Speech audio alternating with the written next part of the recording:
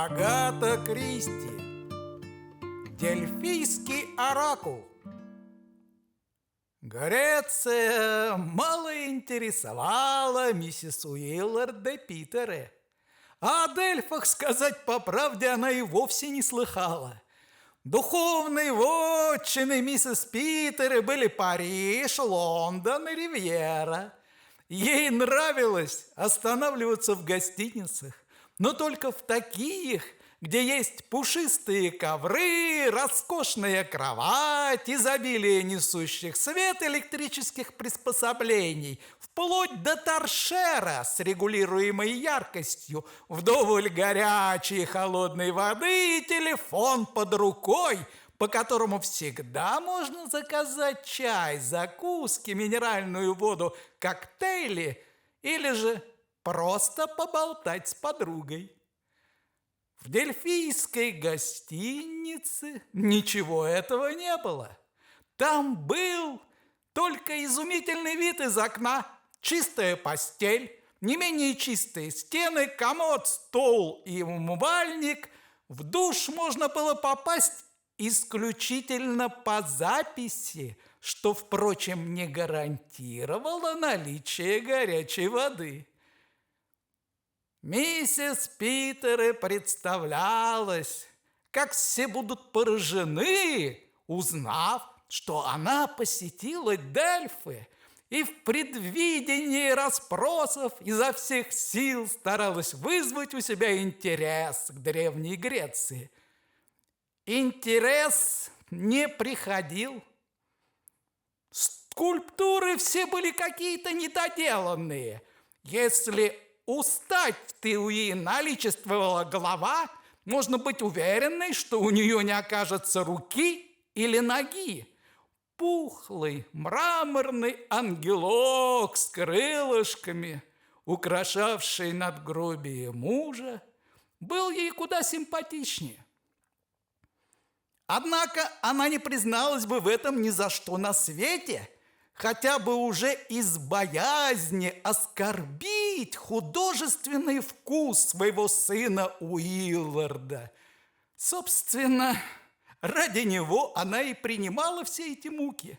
Холодную неудобную комнату, угрюмую прислугу и шофера, чей омерзительный затылок вынуждена была созерцать ежедневно, ибо 18-летний Уиллард, до недавнего времени вынужденный носить ненавистную ему приставку «младший», был единственным сыном миссис Питере, которого она боготворила.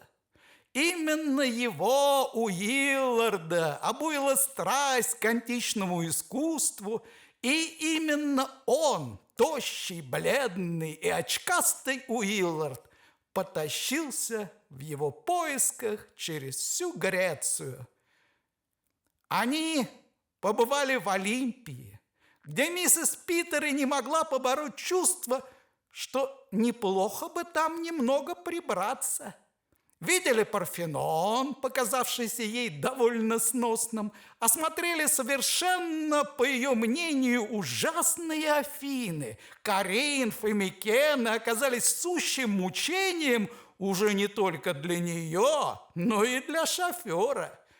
Миссис Питере решила, что Дельфы – последняя капля. В них абсолютно нечего было делать, кроме как бродить между развалинами. А Уиллард даже не бродил, он ползал, часами ползал на коленях, изучая какие-то древнегреческие надписи и периодически восклицая: «Мамочка, ты только послушай!» После чего зачитывал такое, скучнее чего миссис Питере сроду не слыхивала. Тем утром Уиллард с утра пораньше отправился рассматривать какую-то византийскую мозаику. Прислушавшись к себе, миссис Питере вынуждена была признаться, что византийская мозаика образно, впрочем, как и фактически говоря, ее не греет. Она отказалась от прогулки. «Понимаю, мама», — согласился Уиллард. «Ты хочешь пойти куда-нибудь, где никого нет, и просто посидеть, впитывая мощь и величие этих развалин». «Точно, цыпленок», — сказала миссис Питери. «Я знал, что это место тебя проймет», — взволнованно сказал Уиллард, выходя из номера. Миссис Питери глубоко вздохнула, вылезла из кровати и отправилась завтракать. В столовой никого не было, только 4 человека. Мать с дочерью, обе одеты во что-то несуразное. Миссис Питери знать не знала, что такое памблум, и оживленно толкующий об искусстве самовыражения в танце. Потом полный пожилой господин по имени Томпсон, спасший чемодан, забытый ею в купе, еще лысый джентльмен средних лет, прибывший вчера вечером. Поскольку он задержался в столовой дольше других, миссис Питери разговорилась с ним. По природе своей женщина дружелюбная и общительная, она успела истосковаться по доброму собеседнику. Мистер Томпсон на эту роль явно не годился. По причине своей, как ей деликатно обозначила миссис Питери, чисто английской сдержанности. А мать с дочкой вели себя уж слишком надменно и неприступно, хотя девушка, как ни странно, отлично ладила с Уиллардом. В лице лысого джентльмена миссис Питери нашла исключительно приятного собеседника. Он был человеком широко образованным, но без надменности. Он даже рассказал ей несколько забавных историй, в которых древние греки не выглядели утомительными историческими персонажами, смотрясь как-то живее и человечнее. Миссис Питери, в свою очередь, рассказала об Уилларде, о том, какой он умный и как свободно он чувствует себя в стихии под названием искусство. В джентльмене оказалась масса сердечности и доброжелательности, и с ним так легко было разговаривать. Однако, чем занимался он сам, миссис Питери так и не выяснила. Джентльмен ограничился признанием, что он путешествует, и на некоторое время совершенно оставил дела, так, впрочем, и не пояснив, какие. В целом день прошел быстрее, чем этого можно было ожидать. Мать, дочь и мистер Томпсон продолжали держаться замкнуто. Так встреченный при выходе из музея мистер Томпсон немедленно развернулся и заспешил куда-то прочь. Новый знакомец миссис Питера, слегка нахмурясь, проводил его взглядом. «Хотел бы я знать, что это за птица?» – протянул он. При всем желании помочь миссис Питери могла сообщить ему только имя – Томпсон. «Томпсон? Нет, не припоминаю», – задумчиво проговорил тот. «Однако очень знакомое лицо. Где же я его видел?» После полудня миссис Питери устроилась в тенистом уголке, чтобы немного вздремнуть. Книгой, которую она с собой прихватила, оказался, как ни странно, непрекрасный труд по греческому искусству, рекомендованный ее сыном, а таинственная прогулка с 4 убийствами, 3 похищениями и богатым выбором гангстеров всех мастей. Все вместе это должно каким-то образом возбуждало, хотя больше все-таки успокаивало. В 4 она оторвалась от чтения и поспешила в отель, куда давно уже должен был вернуться Уиллард.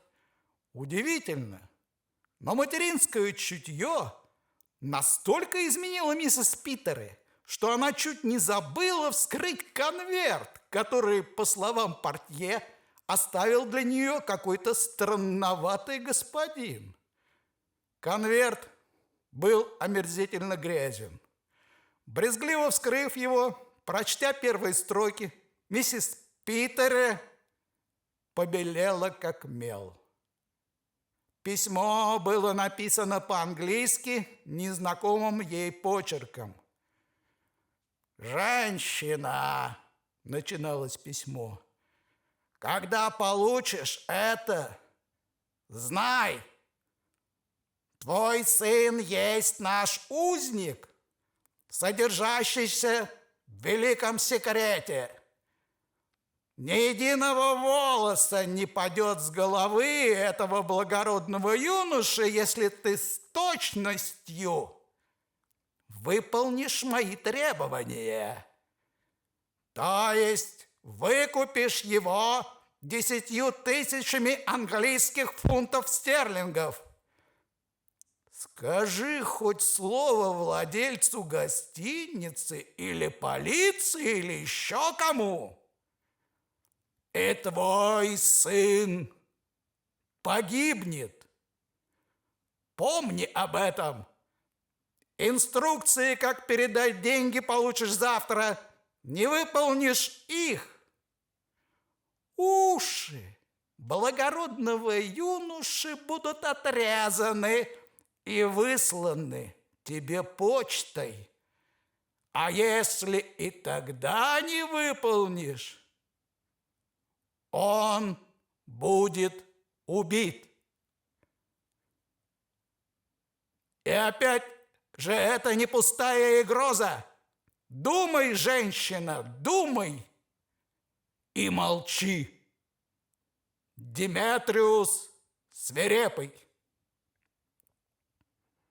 Бесполезно даже пытаться описать состояние, в которое привело несчастную мать это послание. При всей своей нелепости и безграмотности письмо таило в себе страшную и реальную угрозу. Уиллард, ее малыш, ее цыпленок, нежный, мечтательный Уиллард, его маленькие ушки. Она немедленно пойдет в полицию. Она поднимет на ноги всех соседей. Но что, если тогда они... Миссис Питеры содрогнулась от ужаса. Затем, взяв себя в руки, она вышла из номера и разыскала владельца отеля, единственного известного ей грека, способного изъясняться на английском. «Уже поздно», — сказала она ему, — «а мой сын не вернулся». «Не вернулся?» – просиял приветливый маленький человек. «Да, месье отпустил мулов, пошел идти пешком. Должен был уже дойти, да, видно, где-то задержался». Он улыбнулся еще радостнее, чем прежде. «Скажите», – решительно спросила миссис Питеры, – «в окрестностях водятся темные личности?»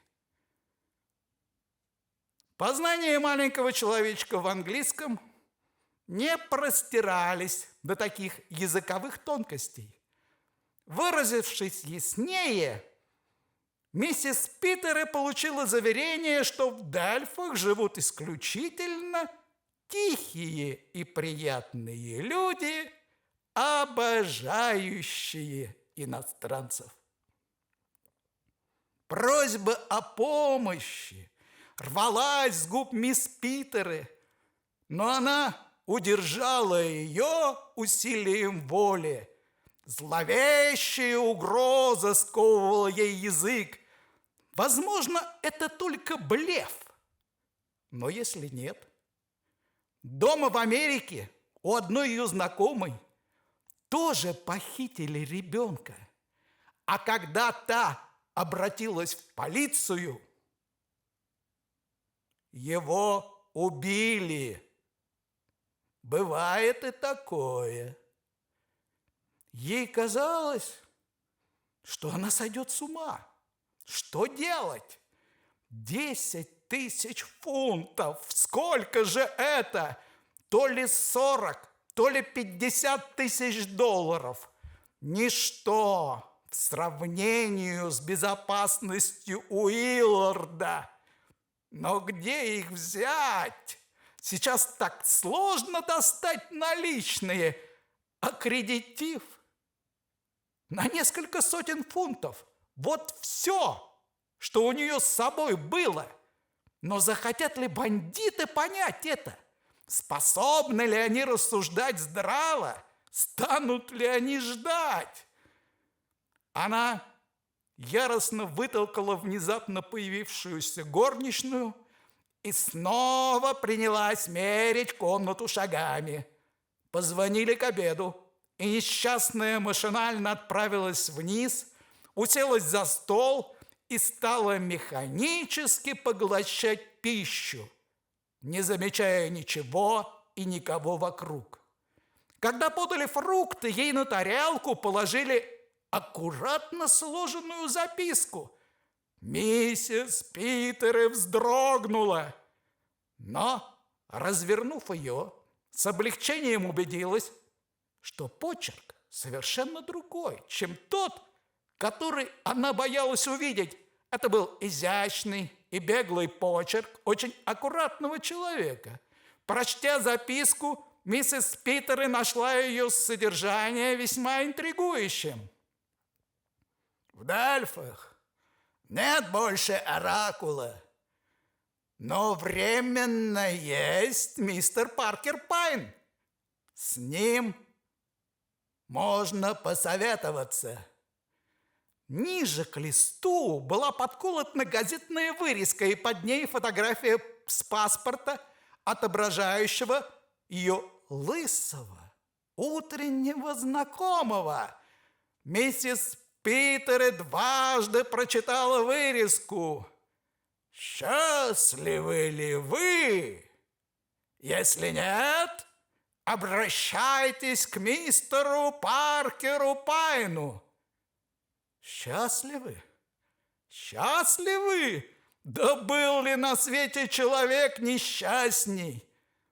Записка казалась ответом на ее мольбу. Миссис Питер поспешно схватила салфетку и написала: «Пожалуйста, помогите! Буду ждать вас возле гостиницы через 10 минут». Сложив салфетку, она попросила официанта передать ей джентльмену за столиком у окна. Через 10 минут, кутаясь в шубу, поскольку ночи стояли холодные, миссис Питер вышла из гостиницы и медленно двинулась по дороге в сторону развалин. Мистер Паркер Пайн уже ждал ее там. «Сам Бог послал вас мне!» – горячо воскликнула миссис Питер. «Но как вы узнали о постигшем меня несчастье? Это выше моего понимания!» «По вашему лицу, милая моя леди», – мягко сообщил мистер Паркер Пайн. «Что-то случилось? Я понял сразу. Но что именно, это мне расскажете вы». Слова так и хлынули от миссис Питер. Осмотрев при свете карманного фонарика послание шантажистов, мистер Паркер Пайн хмыкнул. «Ха-ха-ха! Удивительный документ! Поистине удивительный! Тут есть места...» Однако миссис Питер была абсолютно не в настроении разбирать стилистические особенности письма. Она хотела узнать одно: что ей делать? Ведь у них же Уиллард, и ее маленький Уиллард. Мистер Паркер Пайн принялся ее успокаивать. Нарисованная им живописная картина греческого преступного элемента чуть ли не молящегося на заложников, в которых были воплощены самые их заветные мечты, и впрямь подействовала на миссис Питера умиротворяюще. «Но что же мне делать?» – жалобно спросила она. «Подождите до завтра», – ответил мистер Паркер Пайн. «Это, конечно, если вы не предпочитаете обратиться в полицию». До смерти перепуганная миссис Питера даже не дала ему договорить. Ее уважаемого Уилларда убьют на месте. «Вы думаете, я получу его назад в целости и сохранности?» – спросила она с мольбой в голосе. «Несомненно», – успокоил ее мистер Паркер Пайн. «Вопрос только в том, удастся ли вам это сделать даром. Деньги не имеют для меня никакого значения». «Конечно, конечно», – сказал мистер Паркер Пайн. «Что за человек, кстати, принес письмо? Хозяин его не знает, кто-то со стороны». Здесь открываются некоторые возможности. Например, выследить его, когда он принесет завтра новое. Между прочим, как вы объясните отсутствие вашего сына окружающим? Я об этом не думала. Тогда вот что. Мистер Паркер Пайн подумал. Полагаю, нет никакой нужды скрывать свое беспокойство. Можно даже организовать поисковую группу. А вы не думаете, что эти злодеи... Она запнулась. Нет, нет. Пока вы будете молчать о похищении и выкупе, вашему сыну ничего не грозит. В конце концов, было бы даже подозрительно, если бы исчезновение сына оставило вас совершенно равнодушной. Вы поможете мне? «Это моя работа», – коротко ответил мистер Паркер Пайн. Они повернули обратно и чуть не столкнулись с плотной фигурой, тут же растворившейся во тьме. «Это еще кто?» – удивленно спросил мистер Паркер Пайн. «Мне показалось, мистер Томпсон», – ответила миссис Питера. «О-о-о!» – задумчиво протянул мистер Паркер Пайн. «Томпсон, говорите? Ну-ну». Забираясь в постель, миссис Питера думала о предложенном мистере Пайном плане поимки преступника. И чем больше она о нем думала, тем больше он ей нравился. Кто бы ни принес утром письмо, она обязательно должен был связан с бандитами. Заснула она куда быстрее, чем это представлялось ей возможным. Одеваясь на следующее утро, она неожиданно заметила, что на полу у самого окна что-то лежит. С упавшим сердцем она подняла уже знакомый ей грязный дешевый конверт. Все тот же ненавистный почерк. «Доброе утро, женщина», – прочла она. «Решилась ли ты? Твой сын жив и здоров, но все может измениться. Нам нужны деньги. Вероятно, тебе сложно собрать требуемую сумму, но нам сообщили, что у тебя есть при себе бриллиантовое колье. Это очень красивые камни. Мы согласны и на него. Слушай, как поступить. Пусть ты или тот, кому ты доверяешь, придет на арену, имея при себе это колье. Там есть дерево у большой скалы, но и у скал есть уши, поэтому прийти должен один, и тогда он получит твоего сына в обмен на колье. Сделать это можно будет завтра, сразу же после восхода солнца. Если ты обратишься в полицию после сделки, мы застрелим твоего сына, когда вы поедете на станцию. С наилучшим пожеланием, Деметриус. Миссис Питер спешно разыскала мистера Паркера Пайна. Тот внимательно прочел письмо. «Насчет бриллиантового колье», — поднял он голову. «Все верно?» «Абсолютно. Муж заплатил за него $100 000. «Да чего информированные пошли воры!» – пробормотал мистер Паркер Пайн. «Что вы сказали?» «Да нет, ничего, просто меня заинтересовали некоторые нюансы». «Боже мой, мистер Пайн!» – перебила его мисс Питер. «Сейчас не время для нюансов. Мы должны спасти моего мальчика». «Но вы же сильная женщина, миссис Питер. Неужели вам по душе роль покорной жертвы? Неужели вам нравится отдавать свои бриллианты по первому требованию каких-то шантажистов?» «Нет». «Ну, когда вы так говорите», – заколебалась сильная женщина миссис Питер, борясь с миссис Питер с матерью. «Естественно. Я с ними разделаюсь потом, подлые трусы. Как только я получу своего мальчика, мистер Пайн, никто не удержит меня от того, чтобы поднять на ноги всю окрестную полицию. Если потребуется, я найму бронированный автомобиль, чтобы в целости довести сына до станции». Глаза миссис Питеры мстительно засверкали.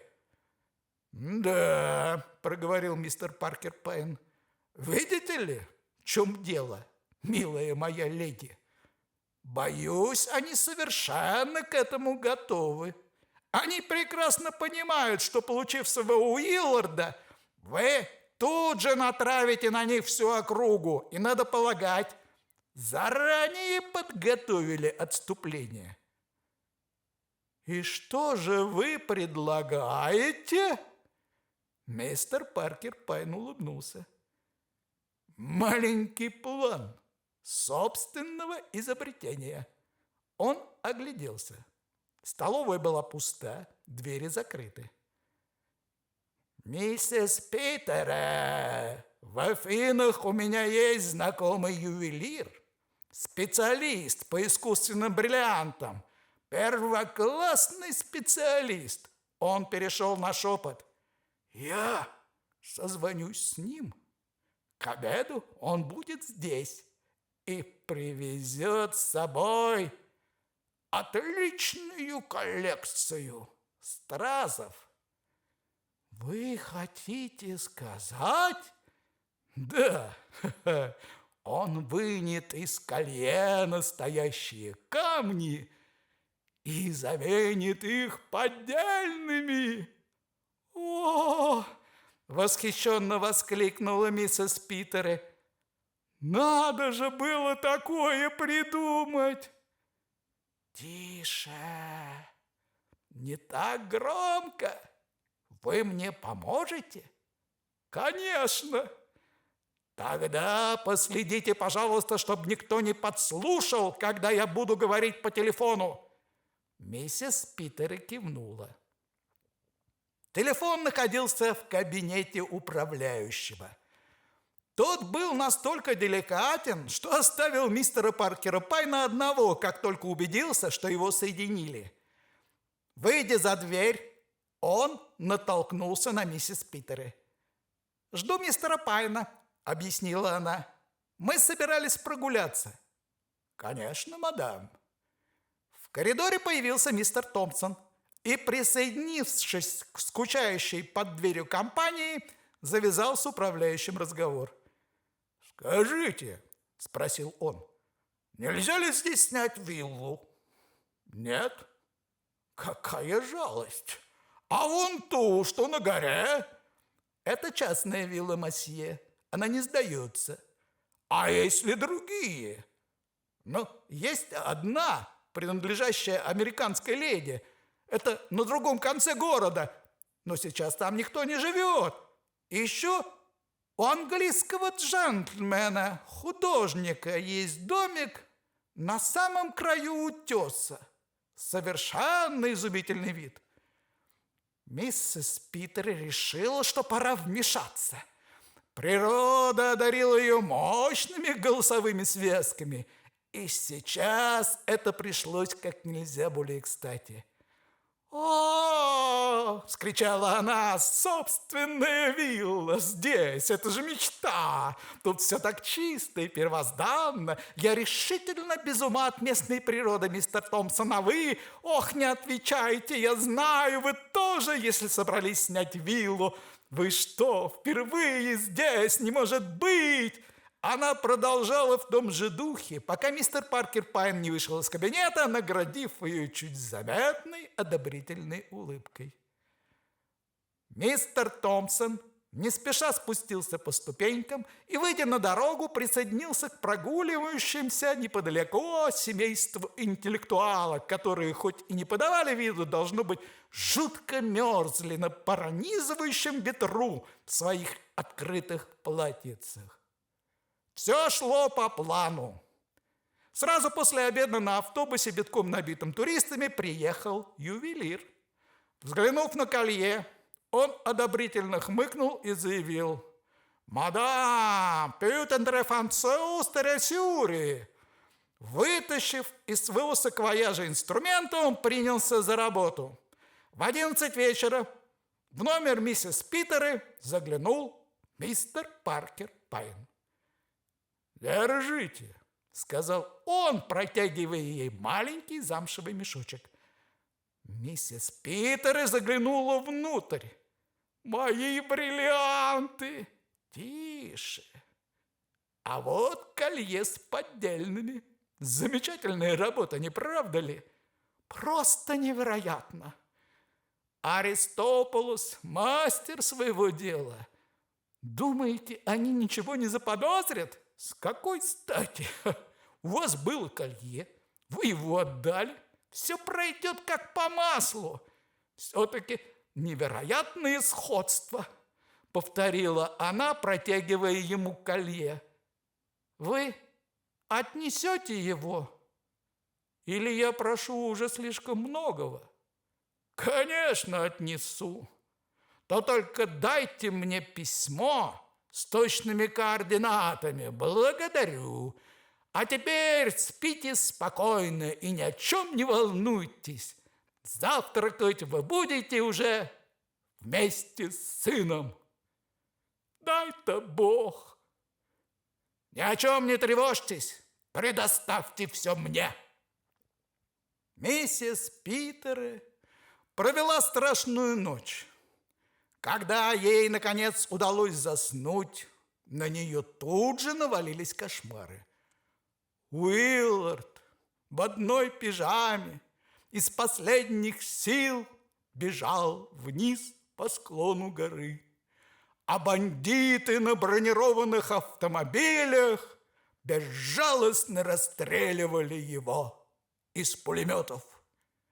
Проснувшись, миссис Питер поблагодарила Бога за то, что это был сон. Наконец забрезжил рассвет. Миссис Питер вылезла из постели, оделась и села ждать. В 7 часов утра в дверь постучали. В горле миссис Питер пересохло настолько, что она с трудом выдавила: «Войдите!»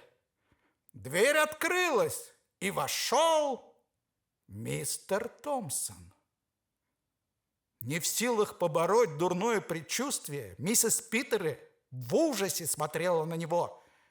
Голос мистера Томпсона, когда он заговорил, звучал, однако, совершенно буднично и спокойно.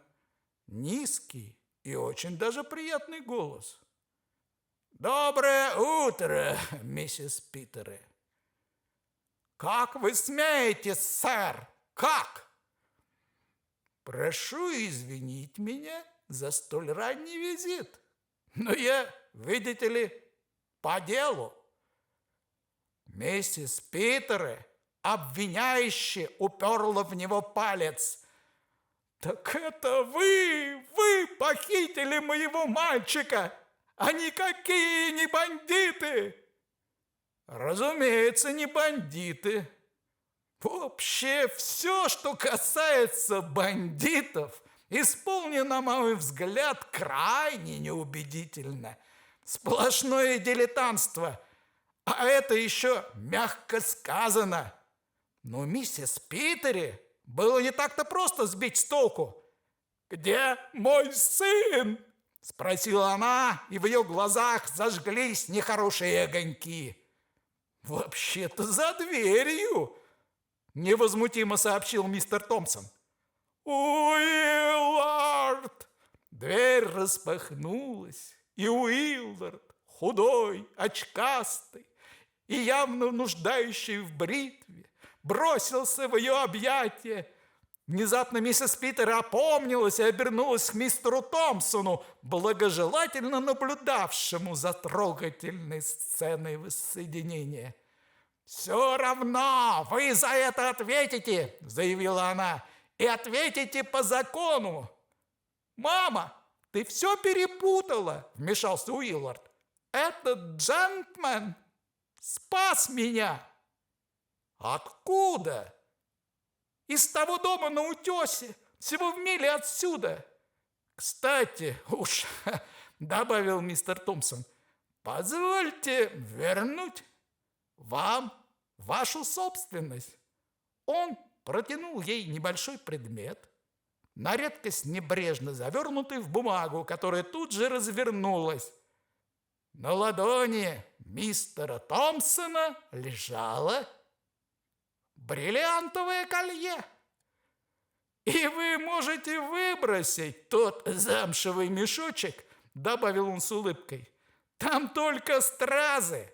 Настоящие бриллианты все еще в колье. Как заметил ваш друг Аристополос, просто волшебник».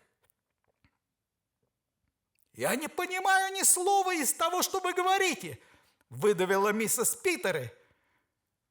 «Вам лучше взглянуть на дело с моей точки зрения», – сказал мистер Томпсон. «Мое внимание привлекло определенное имя. Я взял за себя смелость последовать за вами и вашим знакомым, которому, кстати, не помешало бы лучше следить за фигурой, на улицу и послушать ваш разговор. Ну да, подслушать.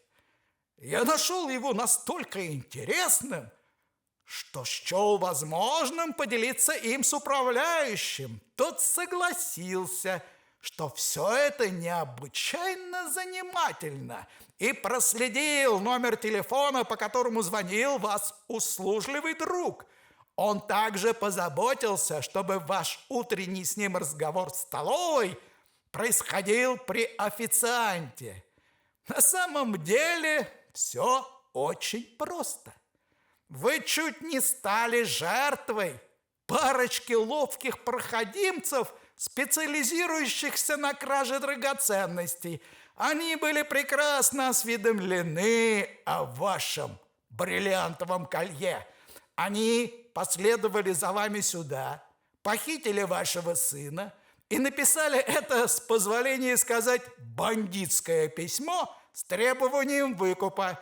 Думаю, составляя его, они немало повеселились. Они же позаботились, чтобы вам было к кому обратиться за помощью. Собственно говоря, обратились вы за ней к идейному вдохновителю всей этой затеи. Дальше совсем просто. Этот милый джентльмен вручает вам мешочек со стразами и скрывается вместе с сообщником. Утром, так и не дождавшись своего сына, вы ударились бы в панику. Исчезновение своего спасителя вы истолковали бы как свидетельство того, что его похитили тоже. Думаю, они наняли кого-нибудь, чтобы тот заглянул завтра на виллу и обнаружил там вашего сына. Кстати, вместе с ним вы быстро бы восстановили, пусть даже в общих чертах, истинную картину. Но к тому времени они были бы уже далеко. А сейчас, я позаботился, чтобы они оказались за решеткой. «Мерзавец!» — сквозь зубы проговорила миссис Питери, вспоминая свою доверчивость. «Гнусный, лживый негодяй!» «Действительно, не очень приятный тип», — согласился мистер Томпсон. «Ну как вы его раскусили?» — спросил Уирлорд, с восхищением взирая на своего спасителя. «Наверное, это было чертовски трудно». «Вовсе нет!» — пренебрежительно отмахнулся тот. «Просто, когда путешествуешь инкогнито и слышишь, как кто-то склоняет твое имя...» Миссис Питери наградила его пристальным взором. «А как ваше имя?» – подозрительно спросила она. «Паркер Пайн», – с достоинством сообщил джентльмен.